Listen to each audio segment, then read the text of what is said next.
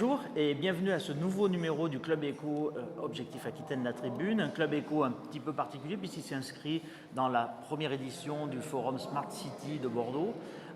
Je reçois aujourd'hui Gilles Capy, directeur d'ERDF Sud-Ouest. Bonjour Gilles Capy. Bonjour. Alors dites-moi, ERDF Sud-Ouest, déjà peut-être une toute petite photographie, hein, Oui, bien sûr. un petit zoom sur ce qu'est ERDF À Sud-Ouest. l'époque des sachant que évolutions, Sud-Ouest est un grand Sud-Ouest. institutionnelles sur les Tout à régions. fait. Donc ERDF, la France est divisée en 8 interrégions.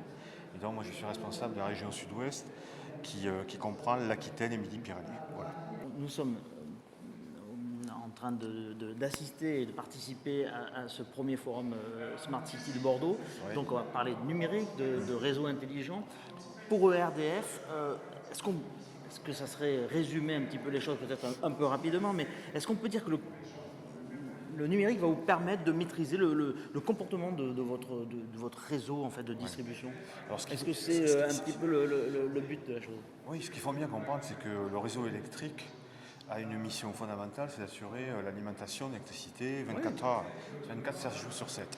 Dans un format qui s'est beaucoup transformé. Oui. Jusqu'ici très centralisé, avec des centrales, des barrages, etc. Et un système qui consistait à prendre cette énergie et à l'acheminer jusqu'au client final.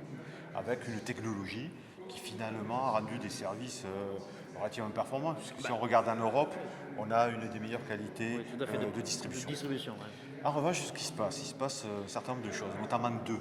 La première, c'est que les énergies renouvelables inondent le territoire, viennent se Elles sont venues se rajouter des petits ensembles qui viennent se mettre comme ça sur le réseau et qui ont une caractéristique, c'est qu'elles sont intermittentes et imprévisibles. Il fait soleil, il n'y en a plus, Oui. il fait du vent, il n'y en a plus. Pour un électricien comme nous, ça c'est un problème à gérer. Pourquoi?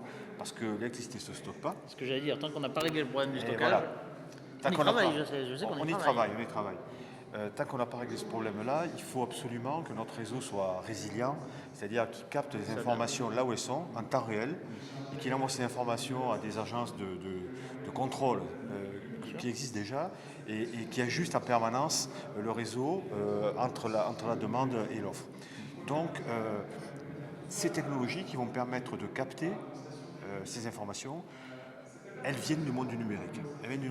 Alors, on en a développé nous-mêmes. Vous en interne et puis En interne, on a des grands programmes. Vous avez entendu parler de Linky. Oui, on va y venir. Vous avez entendu parler des smart grids. On a 18 smart grids en France qui testent sur des territoires déterminés toutes les technologies du numérique qu'on mettra en industrialisation un certain temps. Donc, on est dans ce monde du numérique résolument. D'accord. Et là, dites-moi alors, on a parlé des réseaux, on va rentrer dans nos domiciles. Linky, Oui. c'est le futur compteur, c'est le compteur Ouais. intelligent qui va être installé dans nos maisons, et qui va être déployé à partir de décembre, je crois, en tout cas, au moins sur Bordeaux en tout cas.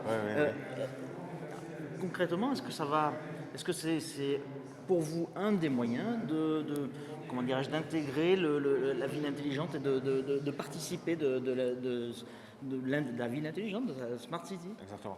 Ce compteur Linky, c'est un compteur intelligent qui n'est pas seulement un compteur qui compte. Oui, je peux comprendre. C'est une interface communicante entre le client, ses usages et le réseau. Pourquoi? Parce que comme je le disais à l'instant, le client modifie sa demande, sa consommation en cours de journée, la nuit, etc. Et de même, il sera non seulement consommateur, mais peut-être producteur, c'est-à-dire qu'il aura un petit moyen de production photovoltaïque, etc.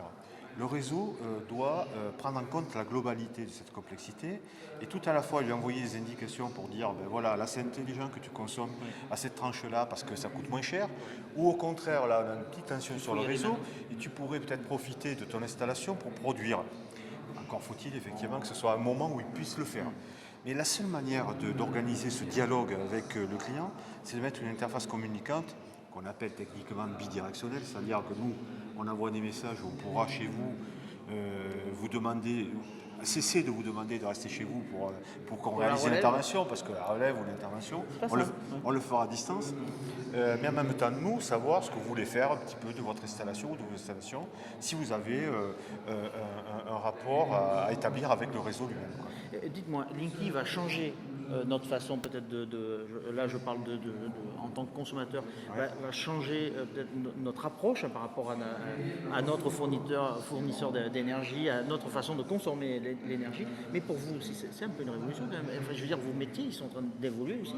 Ils sont Il y a complètement... des nouveaux métiers qui sont en train d'émerger chez vous. Tout à fait, ils sont en train d'évoluer et effectivement, c'est une des raisons d'ailleurs. Alors, nos agents sont formés aux nouveaux programmes, aux nouvelles technologies, on va les former. Il n'y a pas de souci là-dessus. Il y a des nouveaux organes qu'on met sur le compteur, sur le réseau, qu'on appelle des concentrateurs, etc. Ils seront formés. Mais ce qu'on va faire de plus, c'est établir un rapport avec le territoire et notamment toutes ces start-up qui existent à Bordeaux, French Tech Bordeaux par exemple, ou dans d'autres grandes villes, il y en a 9 en France, et s'adresser à elles pour nous aider à travailler sur nos métiers à nous, et ne plus simplement s'en remettre à notre direction de la recherche. Mais les grands programmes, Linky, etc., évidemment, sont des programmes qui sont sortis de chez nous avec des partenaires. C'est sorti de chez nous. Les Smart Grid, on le fait avec des partenaires également. Mais vous voulez dire qu'il y a tout un tas d'applications qui vont naître de cela. Il y a tout un foisonnement de petits qui n'arriveront pas pousses. forcément de vos rangs et de votre centre R&D. Et ça, on n'a pas trop l'habitude d'avoir une démarche d'ouverture vis-à-vis de ces petites entreprises. Eh bien, c'est ce qu'on va faire aujourd'hui. Et en tentant d'établir d'ailleurs, au travers d'appels à projets, sur le sud-ouest, je vais lancer un appel à projet d'ici la fin du mois. D'accord. Sur le concept de technicien RDF 3.0, c'est-à-dire qu'on va s'adresser aux petites starters du numérique en leur disant, avec la technologie que vous maîtrisez, c'est de la réalité augmentée, c'est du big data, c'est de l'internet des objets, on va vous dire, nous, quel est notre métier, et vous allez nous expliquer ce que vous pouvez faire pour nous pour augmenter nos habilités professionnelles. D'accord. Mais auparavant, avant de s'adresser à elles, et donc on va organiser un concours, on va pitcher avec elles, elles vont pitcher, elles vont réfléchir. On va en sélectionner un certain nombre, d'abord en région, et puis les meilleurs, on les fera monter au niveau national.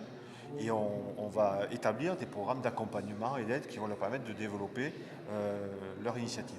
Et ça, on ne va pas le faire sans impliquer aussi nos salariés.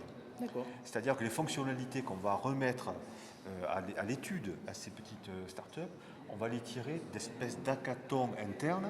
On va prendre nos salariés et leur dire mais vous allez faire remonter. Abolissez toutes les limites technologiques que vous avez aujourd'hui et dites-nous quelle est la vision rêvée de la façon dont vous pourrez exercer votre métier de demain, quoi, finalement. Exactement. C'est ça.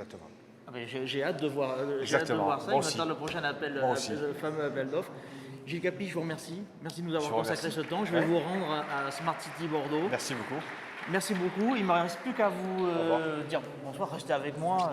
Je vous donne rendez-vous pour le prochain Club Éco de la Tribune Objectif Aquitaine. À bientôt. Au revoir.